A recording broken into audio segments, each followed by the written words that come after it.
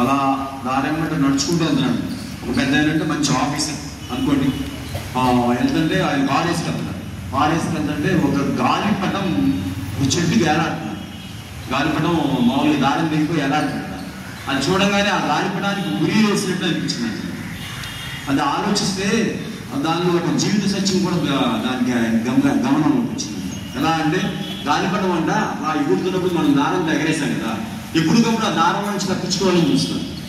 ఆ దారం నుంచి తప్పించుకుంటే ఏమవుతుంది, తెగిపోయి ఏ చెట్టుకో కరెంట్ తీగలకో ఉరిపోయబడుతుంది. అది ఎలా అంటే దాని యొక్క జీవిత గమనం తప్పింది. మన కరెక్ట్గా ఎగురుతున్నప్పుడైతే బాగుంటుంది. అది మన జీవితానికి ఎలా అన్వయించుకోవాలంటే, ఇక్కడ దారం అనేది తల్లిదండ్రులు, గాలిపటం మీరు. ఆ దారం పట్టినంత వరకే మనం చక్కగా ఉంటాం. ఎప్పటికప్పుడు అంటే గాలిపటం తల్లిదండ్రులు మాట వినకుండా ఏమి నాకు చెప్తాడు, అమ్మ పడ్డారా బాగుండాలి, ఎలా ఉండాలి, అలా ఉండాలి, మగపిల్లలతో మాట్లాడద్దు, జాగ్రత్త అందించుకొని వెళ్ళిపో, ఆడపిల్లలుగా చెప్తాను అలా ఉండాలనే లేదు, ధైర్యంగా ఉండండి. అలా చెప్తుంది ఏంటి అంటే వాళ్ళు ఆ జాగ్రత్త చెప్పాలన్నమాట. ఆ జాగ్రత్త నుంచి ఎప్పుడు బయటపడతాం, ఇవన్నీ లేకుండా ఉంటే ఫ్రీగా నేను పెరిగితే నేను ఇంకా చాలా సాధిస్తానని అనుకుంటారు పిల్లలు, భ్రమ. కానీ ఆ దారం ఎలా పట్టి ఉంటుందో తల్లిదండ్రుల బంధం అలా పట్టి ఉంటేనే మనం చెడు అలవాట్లలో కలగకుండా మంచి అలవాట్లు ఉంటామన్నమాట. కాబట్టి మనం ఎప్పుడు ఆ దారం తెగిపోవాలని మనం స్వేచ్ఛగా ఉండాలనుకోకూడదు. మనం ఆ బంధాన్ని నిలుపుకోవాలి చివరిదాకా తల్లిదండ్రులు. అర్థమైందా? ఒక కొడుకు కూతురు చూడకపోయినా ఆ తల్లి ప్రేమ తండ్రి ప్రేమ అలాగా ఉంటుంది వాళ్ళ మీద.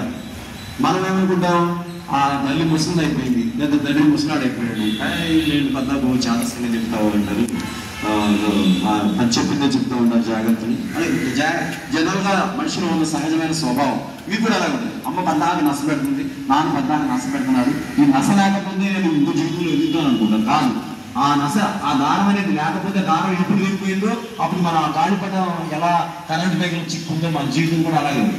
అందుకని తల్లిదండ్రులు చెప్పే మంచి మాటను జాగ్రత్తగా వినండి.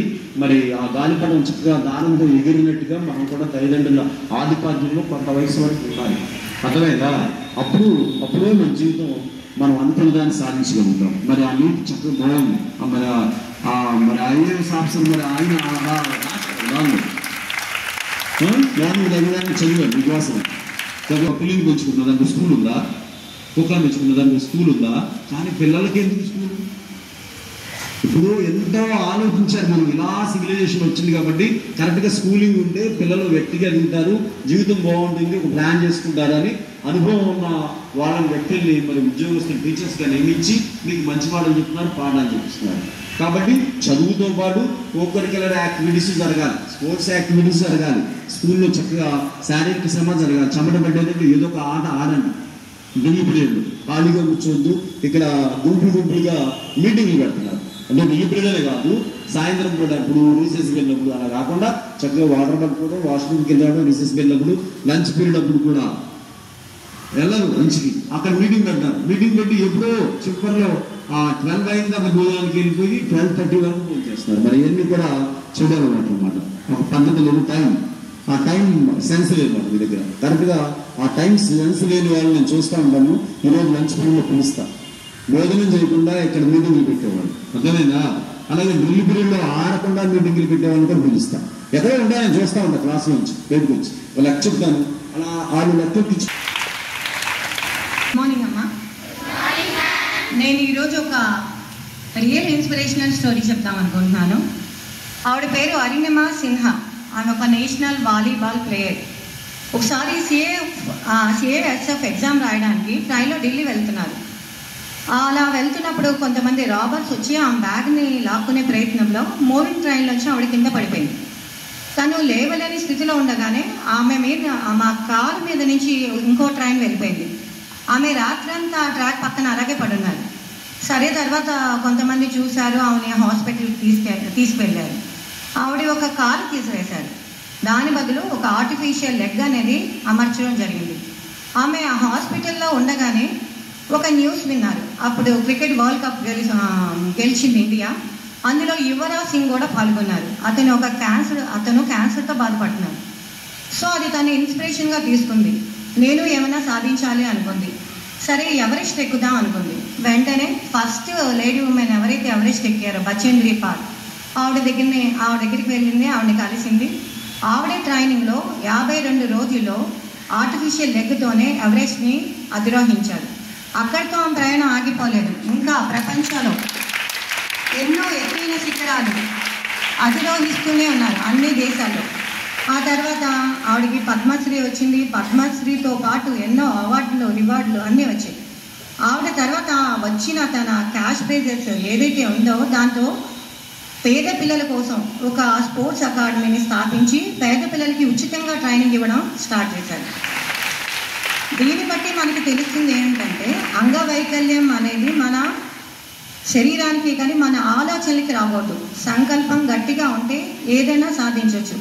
మరి మీరు ఆలోచించుకోండి, మీరు అంతా ఫిజికల్లీ మెంటల్లీ చాలా స్ట్రాంగ్గా ఉన్నారు, మీరు ఎంతవరకు సాధించగలరు అని మీరే ఆలోచించండి, సక్సెస్ అవ్వండి. Thank you. సరే మేడం గారు ఎంత మంచి మాటలు చెప్పారు. మనం మరి అన్ని బాగానే ఉన్నాయి, మనకి అన్ని వ్యవహారాలు బాగానే ఉన్నాయి. మనం మరి అక్కడ కాళ్ళు లేకపోయినా ఆవిడ మరి ఎవరెస్ట్ శిఖరాన్ని అధిరోహించిందంటే ఎంత సెల్ఫ్ కాన్ఫిడెన్స్ కావాలి. ఆ సెల్ఫ్ కాన్ఫిడెన్స్ మనం పెంచుకోవాలి. వాళ్ళకంటే అంటే ఒక విధంగా చెప్పాలంటే ఒక అవయవం లేని వాళ్ళకి అంత సెల్ఫ్ కాన్ఫిడెన్స్ ఉన్నప్పుడు మన దగ్గర ఎంత సెల్ఫ్ కాన్ఫిడెన్స్ ఉండాలి, ఉండాలా? అవునా? ఏదైనా అలాగే జబ్బు పడినప్పుడు కూడా మనం కాన్ఫిడెన్స్ కోల్పోకూడదు. అప్పుడు ఏమవుతుంది, ఆ జబ్బు మనం కబళించేస్తుంది. అర్థమైందా? కబళించేస్తుంది ఆ జబ్బు. నేను చెప్పాను, నేను క్యాన్సర్ పేషెంట్, నాకేం సిగ్గులేదు చెప్తున్నాను. నేను క్యాన్సర్తో బాధపడ్డాను ఒకసారి లైఫ్లో. నేను 10 years క్యాన్సర్తో బాధపడ్డాను. క్యాన్సర్తో బాధపడ్డాను కదా, నాకు క్యాన్సర్ వచ్చింది, నా లైఫ్ అయిపోయింది అంటే నా లైఫ్ అక్కడే ఆగిపోయింది. నా లైఫ్ 23 years అప్పుడు వచ్చింది నాకు. నా ఏజ్ 23 years అప్పుడు. ఆ 23 years అప్పుడు నేను డిప్రెషన్లోకి వెళ్ళిపోయాను అనుకోండి, నాకు థ్రోట్ క్యాన్సర్ వచ్చింది, నా పని అయిపోయింది, నేను ఇంక జీవితంలో ఏం చేయలేను అనుకుంటే ఇప్పుడు మీ ముందు నేను నుంచొని మాట్లాడగలిగేవాడిని కాదు. అది సెల్ఫ్ కాన్ఫిడెన్స్. సెల్ఫ్ కాన్ఫిడెన్స్ ఎవరిస్తారు? పక్కన ఎవరు? మనకు మనమే తెచ్చుకోవాలి సెల్ఫ్ కాన్ఫిడెన్స్. అప్పుడు నేను ఆలోచించాను, ఇలా అయిపోయింది లైఫ్, మరి ఈ వ్యాధిని నేను ఎదుర్కోవాలంటే ఏంటనేది అప్పుడు నేను రీసెర్చ్ చేశాను. ముందు కాదు, నేనేం ముందులో పడుతున్నాను. నేను సర్జరీ చేసుకున్నాను. త్రోట్ నాకు అంగిల్ తీశాను, అంగిల్ పూర్తిగా ఇంతలో తీశాను. అంగిల్ అంటే నాలుగు ఇలా అనుభవమైన మీకు హార్ట్ కరెంట్ తగ్గుతుంది కదా, గట్టిగా తగ్గుతుందా, అది తీశారు. ఇక్కడ వరకు నేషనల్ కామెడీ వరకు తొలిచేశారు, డ్రిల్లింగ్ మిషన్తో తొలిచేశారు అన్నమాట. తీశారు అంటే ఆ పార్ట్ అంతా తీశారు, ఇంత ముద్ద ఒక బ్రష్ అంతా తీశారు. తీసేసి దానికి ఒక ఆర్టిఫిషియల్ ఇచ్చారు.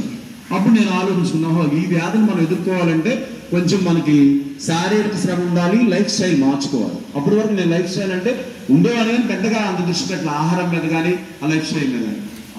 నేను లైఫ్ స్టైల్ ఆహారము కొంచెం ఎక్సర్సైజ్ చేసుకోవడం, బాడీకి మనసు ప్రశాంతంగా ఉంచుకోవడం, పాజిటివ్గా ఎక్కువ ఏదైనా విషయం వచ్చిన సమస్య దాని గురించి ఎక్కువ ఆలోచించకుండా దాని పరిష్కారం దొరికితే సాల్వ్ చేద్దాం, లేదనుకుంటే వదిలేదు, లీవ్ ఇట్. దాని గురించి ఎక్కువ ఇంకో మనిషిని అంటాం అలాంటి ఏం లేదు, వదిలేసేసుకుంటాం. బట్టి మన నేను ఆ వ్యాధిని అధిగమించగలిగాను. అర్థమైందా?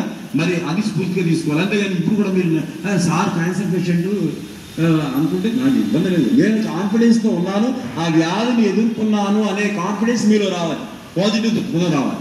మన సారే మనం ఎదుర్కొన్నాను, మనం చిన్న వాటిని ఎదుర్కోలేము అనే ఆ కాన్ఫిడెన్స్ మీరు వచ్చిందనుకోండి, మరి మా ప్రొఫెషన్కి మాకు అర్థం దొరికినట్టు. మేడం గారు చక్కగా మంచి మాటలు చెప్పారు.